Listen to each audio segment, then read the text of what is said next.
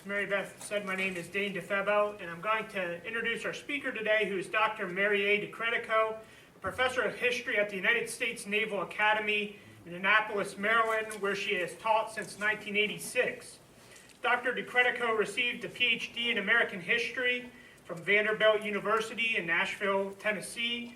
Her specialty is the Civil War era and the Confederacy.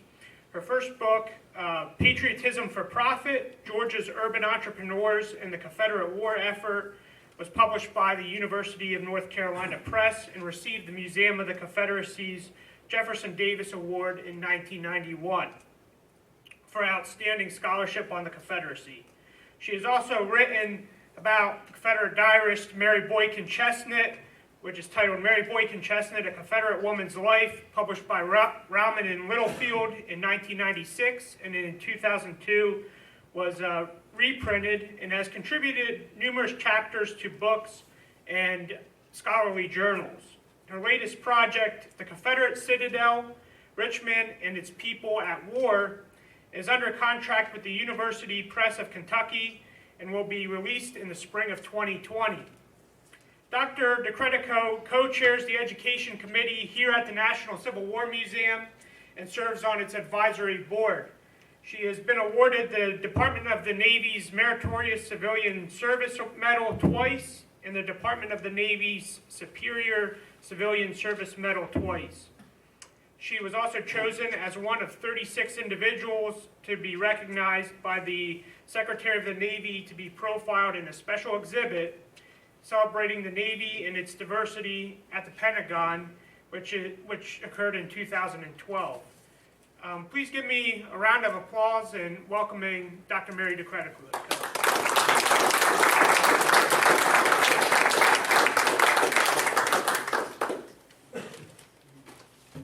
Good afternoon, everybody. Good afternoon. Thank you so much for coming. I'm delighted to be here, and it's good to see such a nice turnout. What I want to talk to you today is about the Tredegar Iron Works, which was the Confederacy's major ironworks during the American Civil War. One of the challenges I face, both in my teaching and in my research, is debunking the myth of the mighty industrial North against the rural agrarian South in the American Civil War. Further, many people view the Confederacy from the perspective of 1864. They picture the Confederate soldiers as ragged, hungry, and seriously demoralized. There even seems to be a cottage industry of books, articles, and conference presentations with titles such as How the North Won the Civil War and Why the South Lost. Perhaps the question we should be asking is, how did the Confederacy survive for 4 years against seemingly overwhelming odds? I'd like to talk about that because central to the Confederacy's ability to wage war and survive until 1865 was Richmond's Tredegar Iron Works.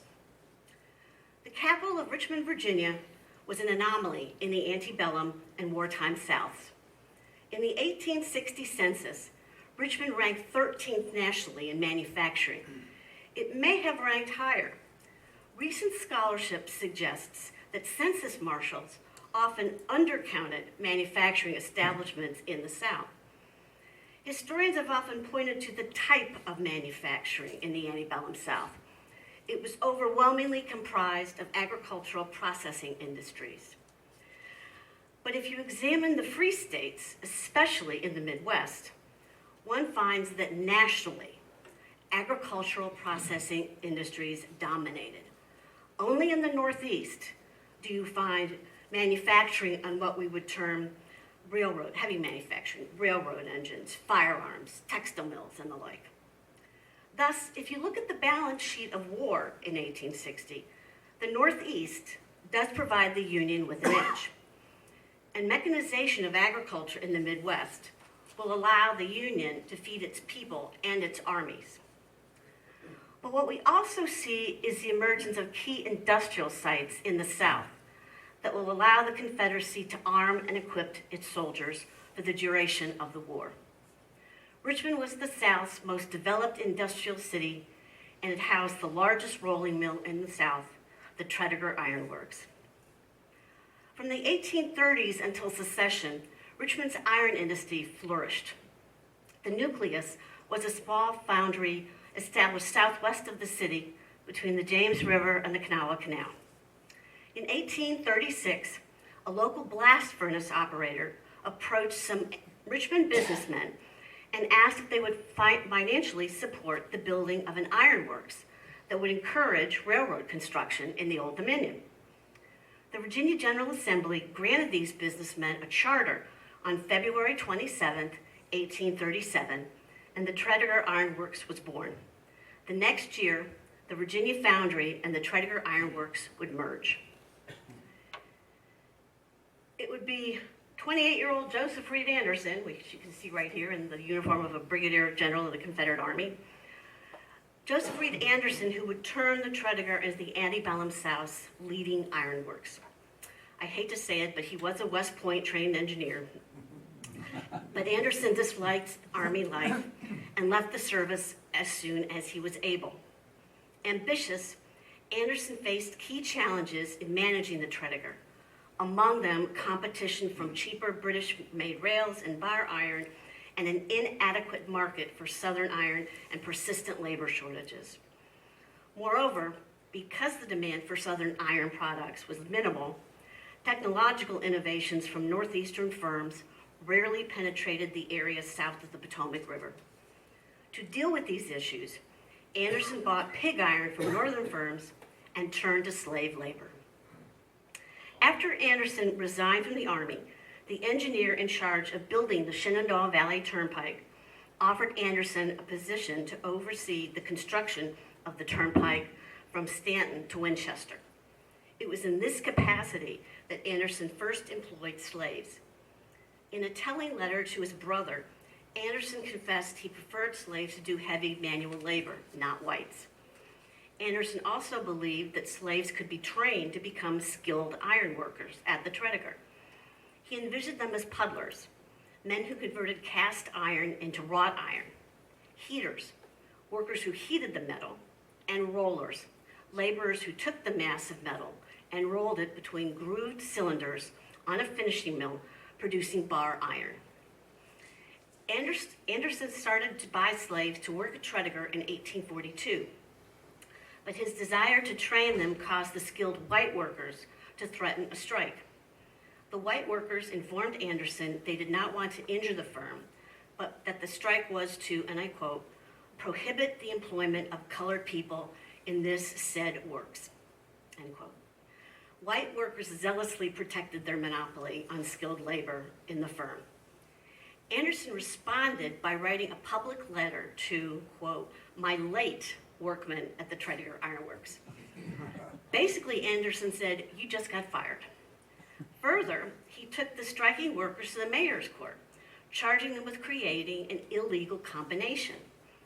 The workers publicly apologized to the mayor, and he threw out the case. Other Richmond industrialists and the local press all openly supported Anderson's actions. Thus, Anderson was completely vindicated. From that point on, Anderson expanded his use of slave labor. In 1848, he had 117 slaves working in two departments, the rolling mill and the blacksmith shop. In 1850, he added 100 more. The Tredegar slaves could not enjoy the freedom that other urban slaves in Richmond did. As one scholar has noted, slaves in Richmond created their own neighborhoods and enjoyed much autonomy. They hired themselves out, worked overtime, and created a vibrant subculture. Despite the city council's efforts to control slave labor in the city, city fathers were stymied by the owners, who allowed their slaves to enjoy such autonomy. Rather, Tredegar slaves lived in quarters adjacent to the rolling mill, which might better be considered tenements. The Tredegar also provided food, clothing, and as I mentioned, housing. Anderson also provided for a slave hospital. In effect, Anderson created a company town with its slave laborers, totally dependent upon him. Interestingly, during the late 1850s, the number of slaves employed at Tredegar declined. By 1860, there were only 80 slaves working there. At that point, Over 700 white workers dominated the Tredegar. But this became a problem as sectional divisions heightened during the 1850s. The vast majority of these white workers were northern-born or immigrants. If Anderson needed more skilled workers during this time, he would write to northern acquaintances for assistance. This proved quite problematic once Virginia seceded in April of 1861. To be sure, employing slaves cut labor costs and helped Anderson control his white workers. But these factors did not compensate for the most glaring weakness of the antebellum South's industrial economy, a pitifully inadequate raw materials base.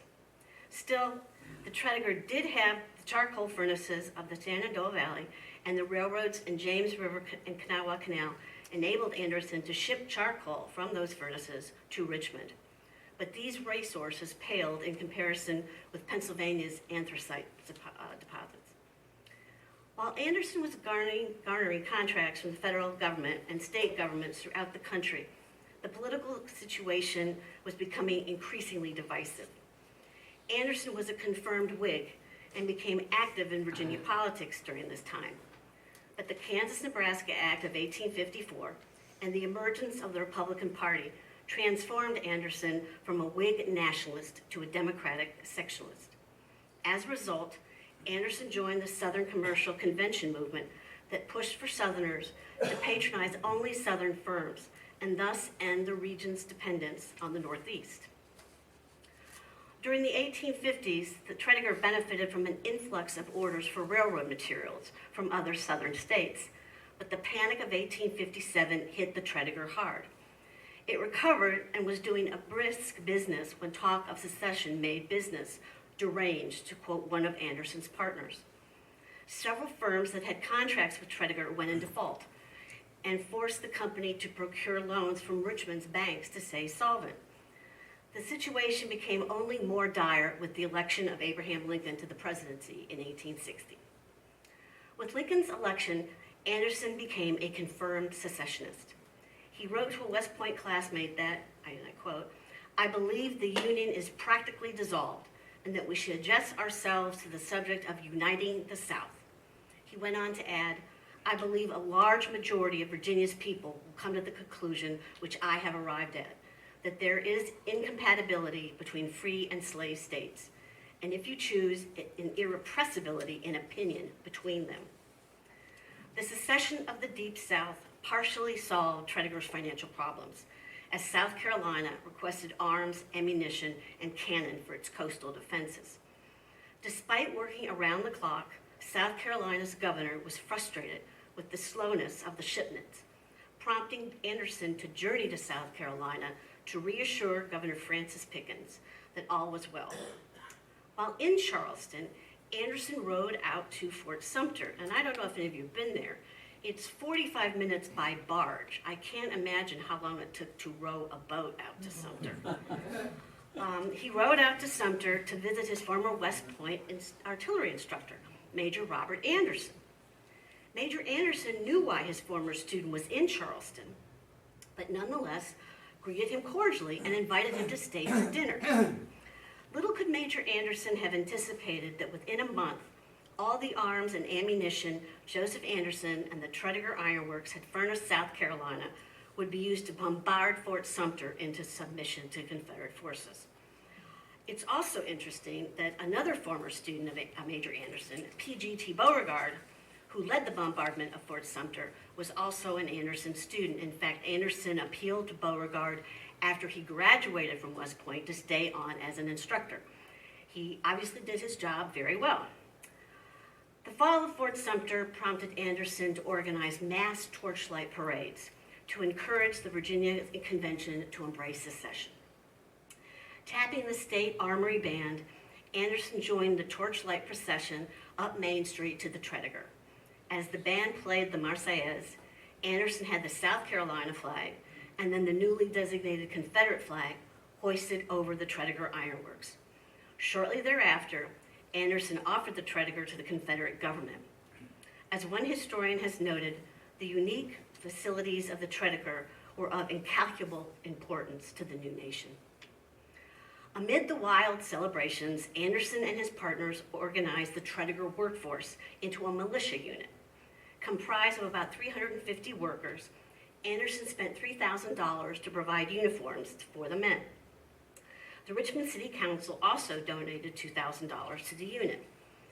Anderson next procured 6 old 6-pounder guns from the armory.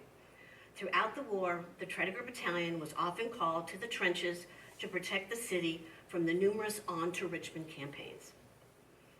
The high demand for ordnance placed a premium on the city's labor force, but Anderson would soon discover his reliance on northern and foreign-born labor came at a cost. Many of these laborers left the Tredegar and returned to the north. However, the Irish, knowing how invaluable they were to the Tredegar, struck for higher wages in the fall of 1861, forcing Anderson to pay them to keep them employed and productive at the Tredegar. Faced with this labor problem, Anderson apprenticed young boys, but soon there would be no other alternative than to increase the number of slaves employed at Tredegar. By January 1862, the number of slaves at Tredegar had increased to 131. That is a picture of the Tredegar taken in April of 1865 after the fall of Richmond. Most of the photographs we have of the ironworks come from photographers who journeyed to Richmond after its fall to record the evacuation fires and to show how badly the city was leveled. Confederates are very Muscovite. They did the same thing in Atlanta, burning everything. Contrary to my Southern midshipmen, no, it wasn't Sherman who burned Atlanta. Confederates did it first. As Confederate military demands escalated, Anderson and the Tredegar turned to slaves to meet these labor demands. Slaves were crucial to the firm's blast furnaces located in the Shenandoah Valley. Workers at the furnaces fulfilled a myriad of occupations: chopping wood, hauling charcoal, acting as teamsters, and the like. The firm advertised in Virginia and North Carolina newspapers in 1862 and 1863. In all of their advertisements, they stressed how far removed the furnaces were from advancing Union armies to reassure anxious planters about their property. Historically, the peak hiring season for slaves was the period between Christmas and the New Year.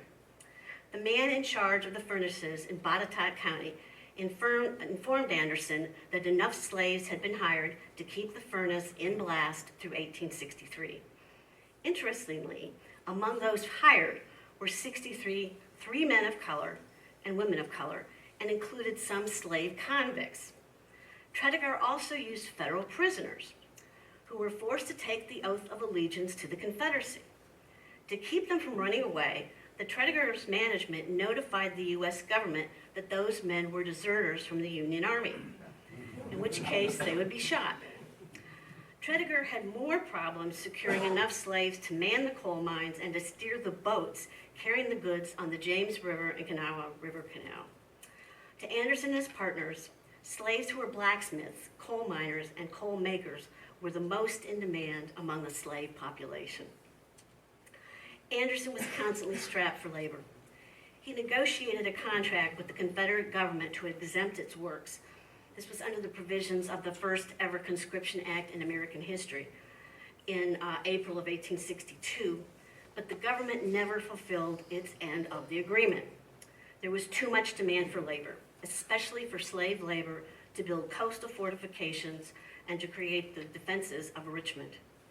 Repeatedly, Anderson appealed to the Secretary of War, George Randolph, and even to General Robert E. Lee. All requests were denied until 1864. A dearth of labor in 1863 was not the only problem facing Anderson. At 2 a.m. on May 15, 1863, the Crenshaw Woolen Mill that was located on the Kanawha Canal, adjacent to Tredegar, caught on fire.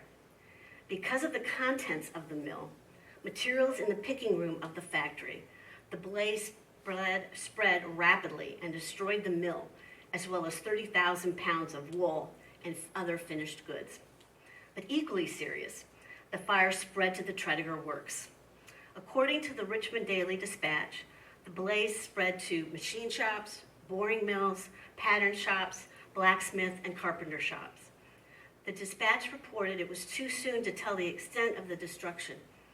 Fortunately for the Confederate war effort, the rolling mills, casting departments were not injured. Still, damage to the Tredegar would delay production of much-needed cannon for the spring and summer campaigns. Late in 1863, Tredegar partners decided to end the employment of slave convicts and to advertise throughout the South for slave labor. The firm promised slave owners that the slaves would be clothed and fed, and again assured owners that the blast furnaces that depended on slave labor were remote and therefore less likely to be affected by Union incursions. The Tredegar even went so far as to promise to hire complete slave families and also to feed and clothe the women and children. As Tredegar hiring agents spread out in Virginia, Georgia, and Alabama, they were told, and I quote, "It is of infinite importance that we obtain hands for our blast furnaces and coal pits, now so important to the Confederacy in her struggle. We must have labor or the work of making iron must stop." Unfortunately for Anderson, other industrial firms and the Confederate government were also looking to hire slave labor, and a bidding war ensued. Adding to the hiring agents' difficulties was a Union cavalry raid deep into the Shenandoah Valley that led many owners to rescind their offers to rent out their slaves. The firm countered by trying to reassure anxious owners that none of the Tredegar slaves had been taken by federal troopers. The Tredegar even offered to barter for slaves because such basic items as bar iron and especially nails were in such high demand among the population of Richmond. By December 1863, Anderson had to admit, and I quote, "This has been a rather disastrous year for the hirers and owners of slaves, so many having run off to the Yankees." Despite losing slave labor to Union lines, the Tredegar continued to produce. As Ordnance Bureau Chief Josiah Gorgas would note in his diary, and I quote, "Where 3 years ago we were not making a gun, a pistol, nor saber, no shot, no shell, save at the Tredegar Iron Works, a pound of powder, we are now able to make all these quantities to meet the demands of our large armies." In effect, the Confederacy was self-sufficient in military material. In the same year, the Confederacy was rocked by a series of bread riots, the worst of which took place in Richmond.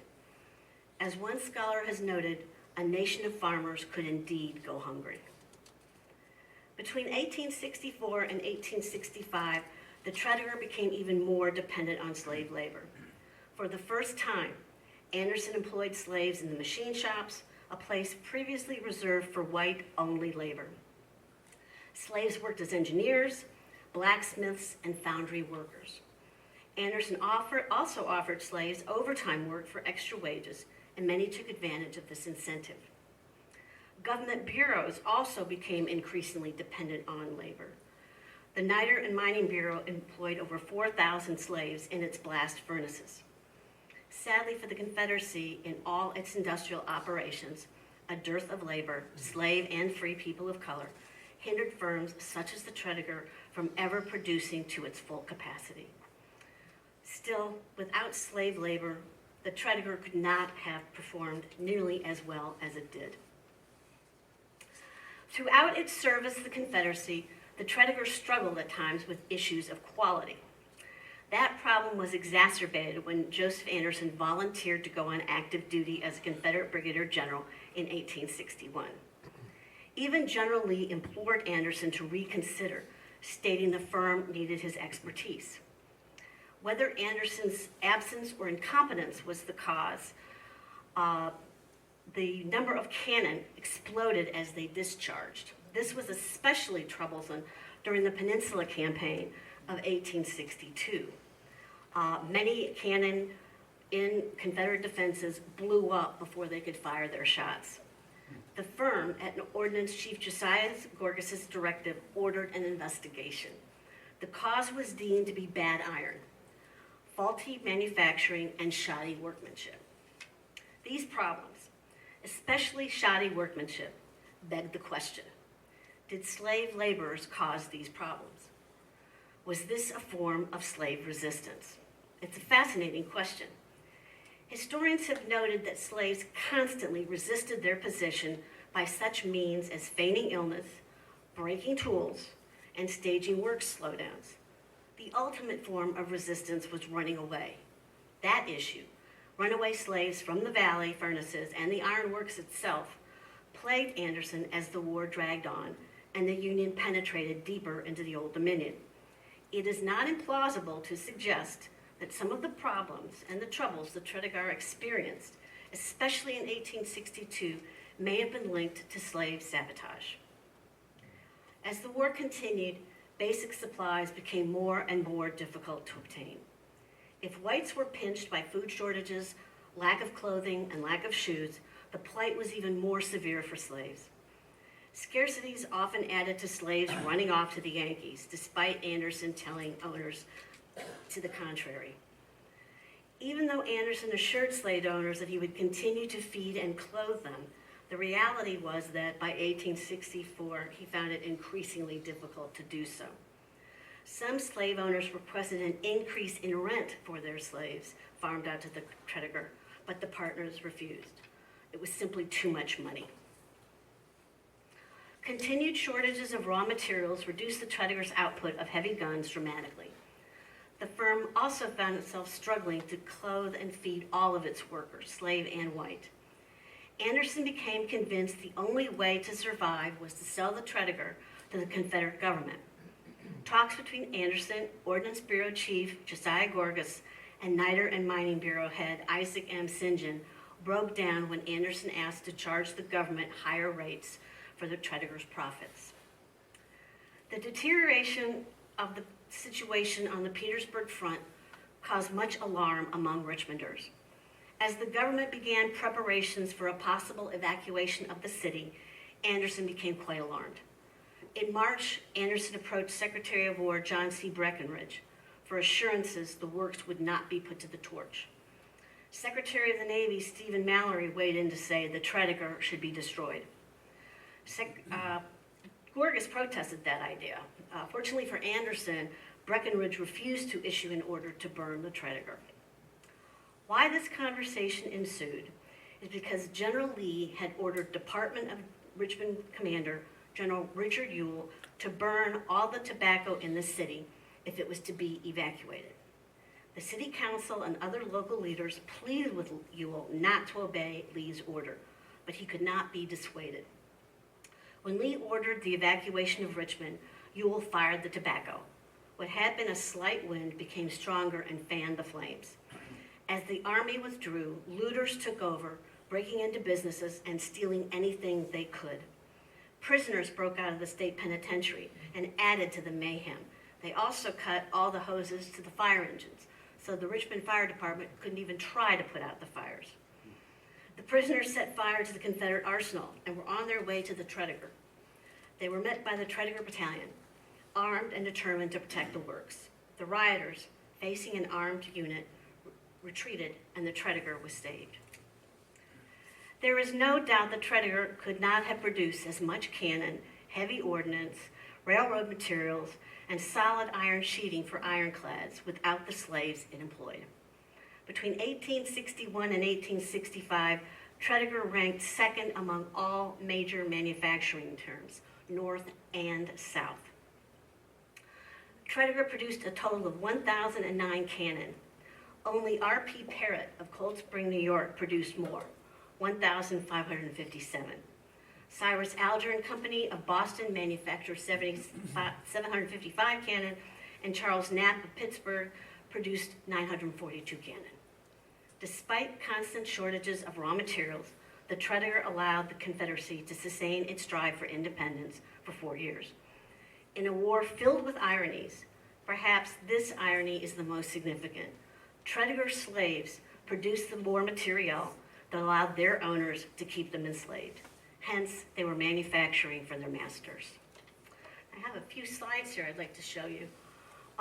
Mostly, another view of the Tredegar after the war. Tredegar, about 80% of the business district was destroyed in the evacuation fires.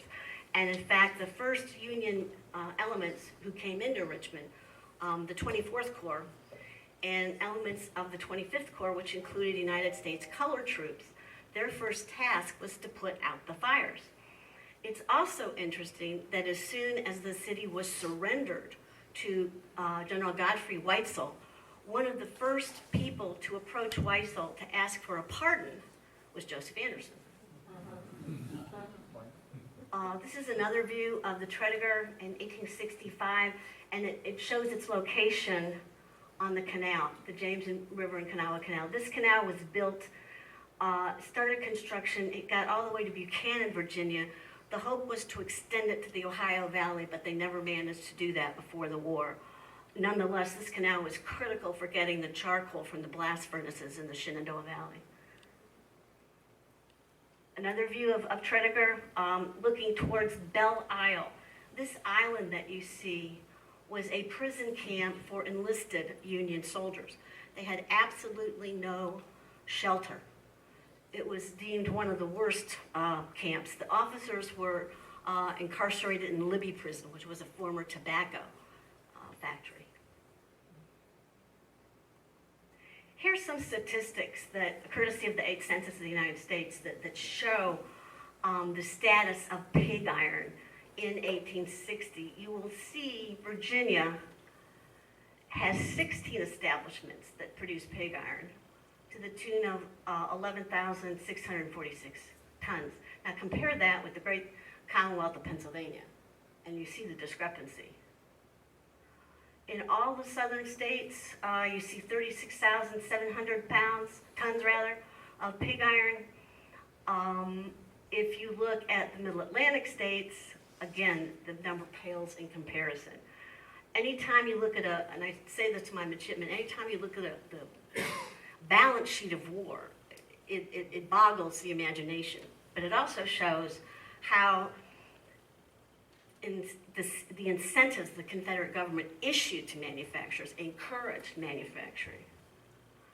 And then this might be a little hard to read. This is the totals of bar, sheet, and railroad iron produced. And again, it breaks down. Here you see Tredegar, total Virginia, but then again, look at Pennsylvania. So you can understand why General Lee was fixated on Harrisburg for so long. He wanted to cut that railroad, the Pennsylvania Railroad, which was a key hub, which was allowing Pennsylvania manufacturers to get their goods to the Union Army of the Potomac. I am happy to answer any questions you may have. Yes, sir. In a lot of accounts, one of the greatest inconsistencies or deficiencies in quality was the fuses.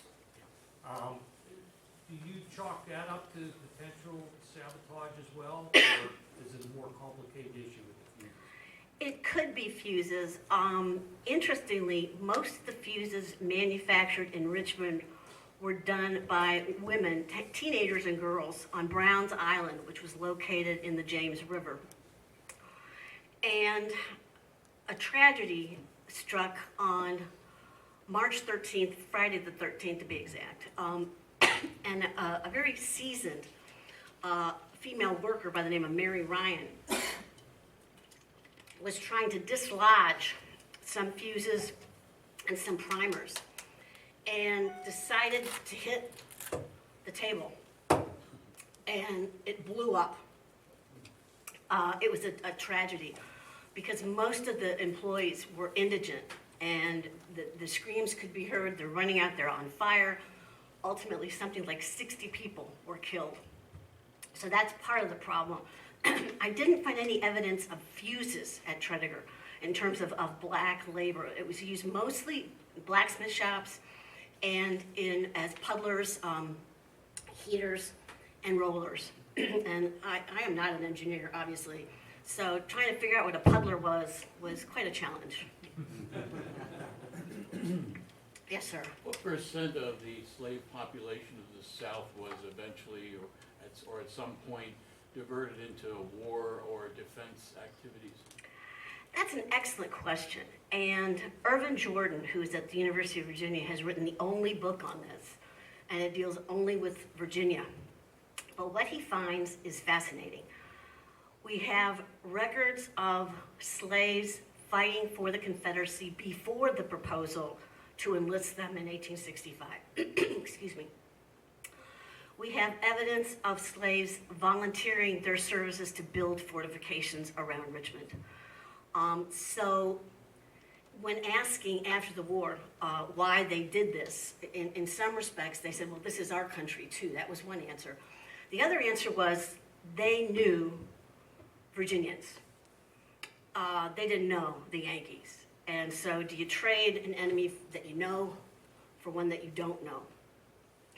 There's no doubt that slaves contributed more to the Confederate war effort. Jordan calls them Afro-loyalists than scholars have previously portrayed. And this it troubles historians because they don't understand how someone who was enslaved could support a regime that kept them enslaved. And it's, a conundrum. The fact that you have runaways as much as you do, based on living conditions and food, clothing, what have you, I think the majority of those who ran away to the Yankees was because they were not being fed enough. Others just voted with their feet. If they had the opportunity to leave, they did. But the contribution of African American slaves and people of color, free people of color to the Confederacy has really been underestimated. And I have to be careful when I say that because I sound like a neo-Confederate, and I'm not. But slaves and free people of color did contribute to the Confederate war effort. Yes? Did the slave owners sell their slaves to Anderson? They rented them out. So they were paid monthly for their... Exactly.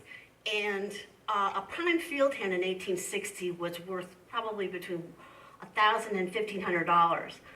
And the owners, the planters, are getting $400 a month for their slaves. Now, it's a double-edged sword. A lot of times when the slaves returned to them, the worst, not only just in the Tredegar, but also building fortifications, is very hard physically. And a lot of times when the slaves would be returned to their masters, they had physical disabilities that really made planners want to demand more money. Another thing I didn't mention is in 1863, the Confederacy passed the Impressment Act, which basically said impressment agents could confiscate anything that could be used for the war effort: food, clothing, and slaves. And they require a quota from every county in every southern state for slaves to work on construction projects, coastal defenses, things like that. Yes, sir. Did Tredegar, from the captured Union cannon, besides making, was there like reverse engineering to actually make ordnance to use for the Confederates using captured equipment? Or did they have to use all the... No, they used the Tredegar equipment, and that raises a question that one thing that Anderson did not know was he was asked during the 1850s to shift from manufacturing the ordnance he was to use a new method called the Rodman method. And if you're an engineer, please don't ask me about this because I read and I couldn't understand it.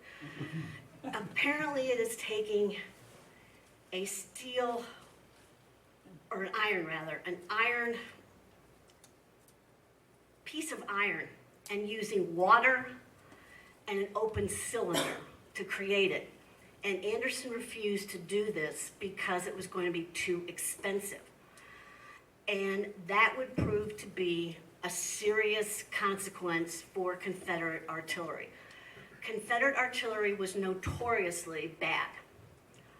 As I said, the problems with Tredegar cannon blowing up before they fired. Those of you who are familiar with Gettysburg, one of the big problems at Gettysburg when Confederates were trying to soften up Union defenses on Cemetery Ridge, they never took into consideration that as a cannon fires, you get this jerking backwards motion. They never corrected the height of the artillery piece. which meant with successive fires, they're firing now into the Union reserves. They're not knocking out the Union center. If you look at campaigns, probably the most successful campaign with Confederate artillery was Chancellorsville.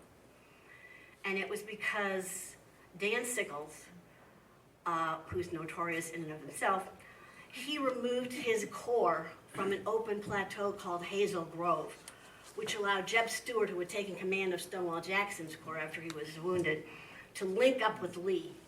And they devastated the Union Army as a result of that. That's the high point of Confederate artillery. Yes, sir. Yes, first of all, thank you for coming to speak to us today. Question, you sort of answered it a couple minutes ago.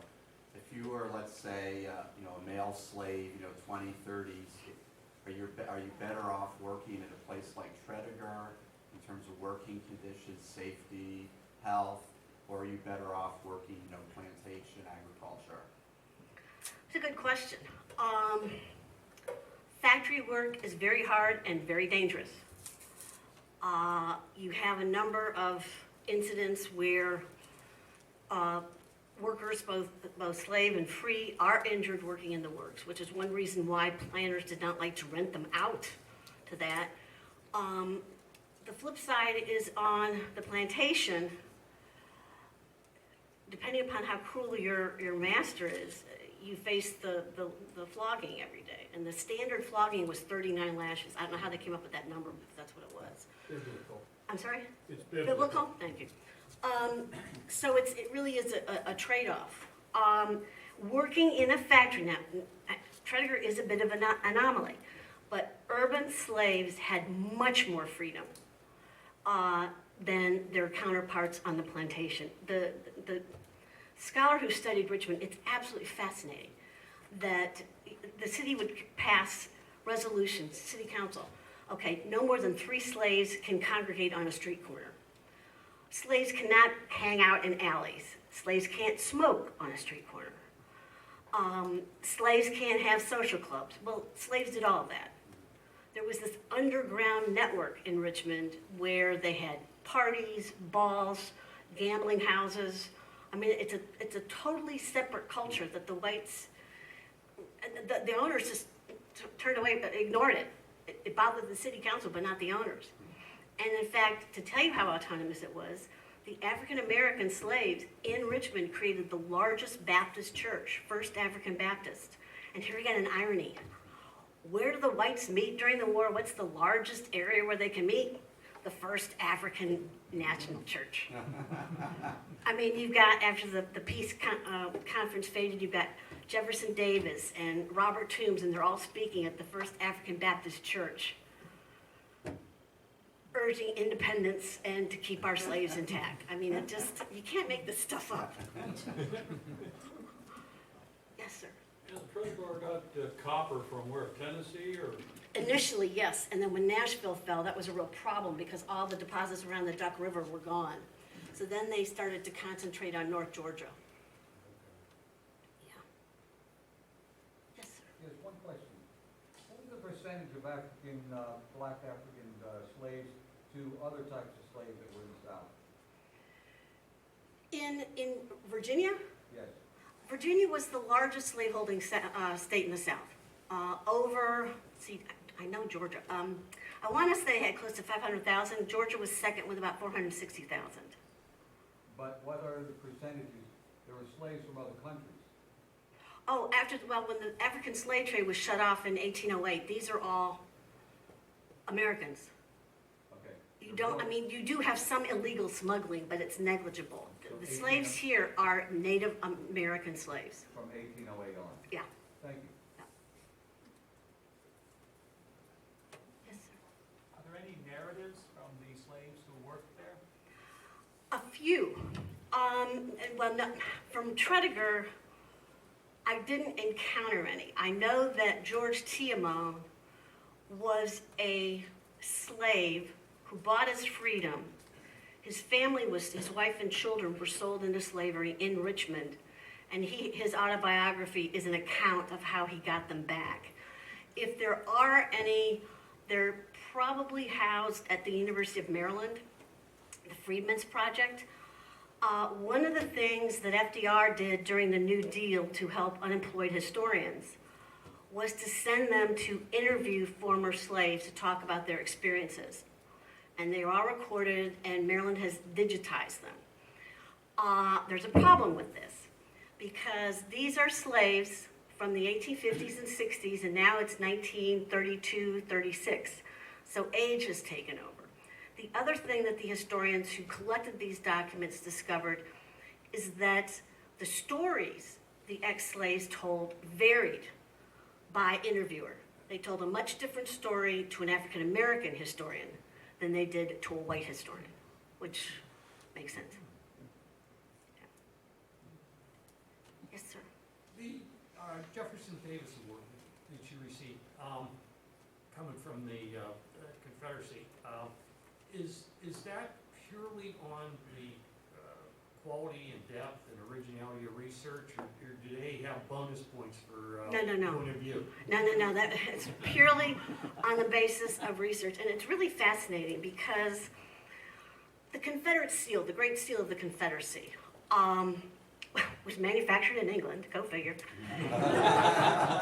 And there are two left. The Museum of the Confederacy has one, and the other one is at a Confederate museum in Bermuda. And I went there one summer thinking, hey, I can write this trip off. I'm trying to find the Great Seal. Could not find it. The Great Seal is a picture, it's a George Washington on a horse. It's the date of the permanent Confederate government, February 22nd, 1862, which is Washington's birthday. All the crops of the South are represented, and at the bottom it says Dio Vindice. And once a year, the Confederate Museum breaks out the seal to stamp the award for the recipient. I was shocked, overwhelmed, and extremely grateful because I was an assistant professor. The other thing, as you can probably tell by my Midwestern twang, I'm not Southern at all, which is probably accounts for why when I was at Vanderbilt they called me a carpetbagger for the time I was there.